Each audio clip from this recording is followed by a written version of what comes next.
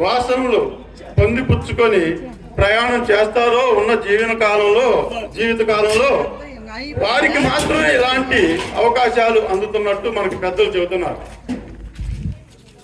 లోకాన్ని బట్టి ప్రయాణం చేసే వాళ్ళకి లోకవాసనలు అందుతాయి.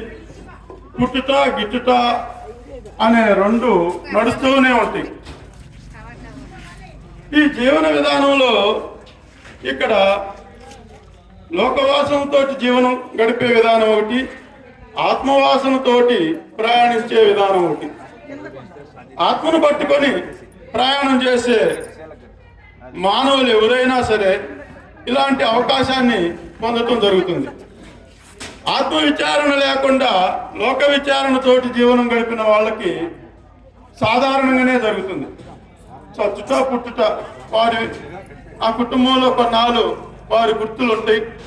ఆ తర్వాత కొన్ని తరాలకు ఆ గుర్తులు కూడా మార్చిపోతాయి.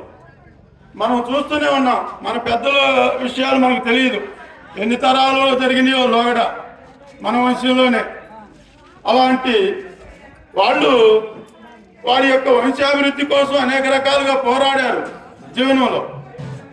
చేసినా కానీ వాళ్ళకి శాశ్వత సంధానం దొరకల.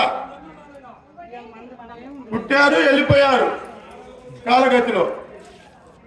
మరి ఏది వారి వాసనలు లేవు. ఇప్పుడు మా పెద్దలు ఏం చేశారో మనకు తెలియదు. కానీ ఇలాంటి ఆత్మను పట్టుకొని ప్రయాణం చేసిన తల్లులకి ఈ రోజు దాకా జరుగుతుంది. ఈ రోజైనా ఇంకా ముందు కాలంలో కూడా జరుగుతుంది. ఇలాంటి ఆరాధన మనం ఎన్నో చూసాం. మహనీయులు వందల సంవత్సరాల నుంచి ఆరాధన జరుపుకుంటా గుర్తింపుగా వస్తున్న పుణ్యపురుషులు. మరి వారి అందరికీ జరగటానికి కారణం ఏంటంటే పరమాత్మను పట్టుకున్నారు, పరమాత్మ యొక్క విధానాన్ని గుర్తించారు. ఏది శాశ్వతమో దాన్ని పట్టుకున్నారు, ఏది సత్యమో అది గ్రహించి నడిచారు. కాబట్టి వారు శాశ్వత ఆనందాన్ని పొంది శాశ్వతంగా ఈ యొక్క సృష్టిలో ఉండిపోయారు. మరి అలా కాకుండా ఉన్న ప్రతి మానవుడు అన్ని జీవరాశుల్లాగానే పుట్టి గిట్టి వెళ్ళిపోయింది. ఎందుకు 84 లక్షల జీవరాశుల్లో మానవుడే ఉత్తముడు అని చెప్పుకోవటం? మానవ జన్మ రావటానికే బహు కష్టం, బహు దుర్లభం అని చెప్తున్నారు. అనేక జన్మలు పుణ్యాల ఫలం ఉంటే తప్ప ఈ మానవ జన్మ రాదని. అలా ప్రతి జన్మలోనూ కొద్ది కొద్దిగా పుణ్యం చేసుకొని చెట్టుగాను, అలాగే పశువుగాను, పశువై పుట్టి గురువుగారు అంటాడు, పశువై పుట్టి పాలీక చెట్టై ఫలాలీక నీకు మానవ జన్మ ఒకనే వచ్చిందా? కొనుక్కొచ్చుకుంటూ ఏమన్నా నీ ఇష్టం వచ్చినట్టు కొనుక్కొచ్చుకుంటే దొరికేది కాదు ఇది.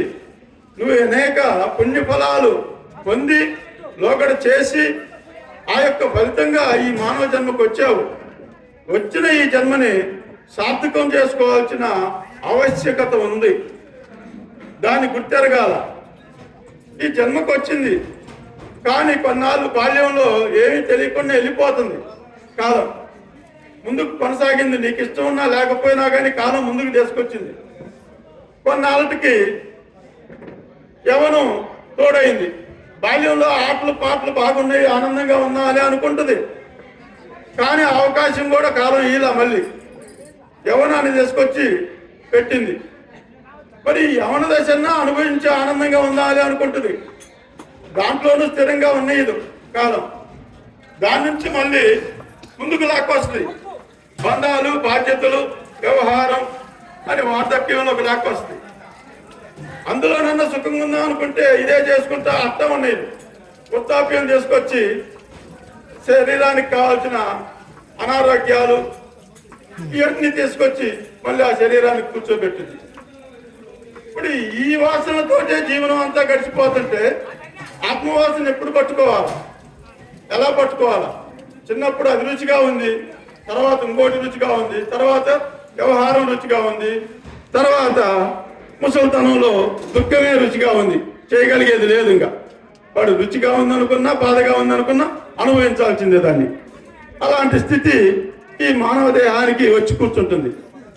మరి దాని నుంచి మనం బయటపడాలంటే అమ్మలాగా వాళ్ళ గురువు గారు ఎంటపడేవాడంట. ఎందుకు ఎంటపడేవాడు? తనేదో కొంత తెలుసుకున్నాడు పరమాత్మ సత్యాన్ని. అది ఆ అమ్మకి చెప్పాలి, ఆమె కూడా బాగుండాలి, బాగుపడాలి అనే కోరికతోటి ఆమె వంటపడ్డాడు. వంట చేస్తుంటే వంటకాడికి పోయేవాడంట, అంట్లు తోముతుంటే అంట్లు కాడికి పోయి చెప్పేవాడంట గురువు గారు. ఎంతటి మహనీయుడు ఆయన. మరి కాలం అంతా మరి ఆయన వ్యక్తం చేసుకుంటుండు, ఏమో వ్యక్తం అయ్యేటట్టు చేస్తుండు. నిజమేగా? ఆయన పని చేసుకొని ఇట్లా ఏనే పని చేయట్లా. మరి కాలం అంతా ఆగమైపోయినట్టే కదా. కానీ ఆయన అట్ట అనుకోవాలా, నేను తెలుసుకున్నది ఆమెకు అందాలా, ఆమె కూడా నాలాగా ఉండాలా, కావాలా అనే కోరికతోటి దృఢమైన ఆలోచనతో వెంటపడ్డాడు. గురువు ఎంతన్నా పడాలా, గురువు ఎంతన్నా ఉండాలంట. గురువు ఎంత పోతేనేమో, గురువు ఎక్కడికి పోతే అక్కడ అనేక విషయాలు తెలుస్తూ ఉంటాయి. గురువుని ఇంట్లో ఉంచుకున్నా కూడా అంతే, గురువుకి తెలిసిన అన్ని విషయాలు మనకి అందిస్తూ ఉంటాడు. మరి గురువు ఎక్కడున్నా మనకు బలమే. ఆ బలాన్ని తీసుకోవటమే ఇక్కడ కావాలా. జ్ఞాన బలం, జ్ఞాన ధనం. అది ఆ ధనాన్ని తీసుకునే ఓపిక, సహనం, శక్తి మనలో ఉండాలి. అవి లేకపోతే ఈ గురువు ఎక్కడి నుంచి వచ్చాడు, నాకు లేనిపోయింది మంత్రం తీసుకొని నేను ఏదో తగలాటం తెచ్చుకున్నాను, ఈ తగలాటం నుంచి నేను ఎప్పుడు తప్పుకోవాలి అసలుకి, గురువు గారు ఎంత తొందరగా బయటికి పోతుందో చూద్దాం, లేదా నేనేదో సహాయ కల్పించుకొని మనం బయటికి పోదాం అనే వ్యవహారం వస్తుంది మనసుకి. ఇలా అందరం కొత్తలో చేశాం, చేయకుండా లేము.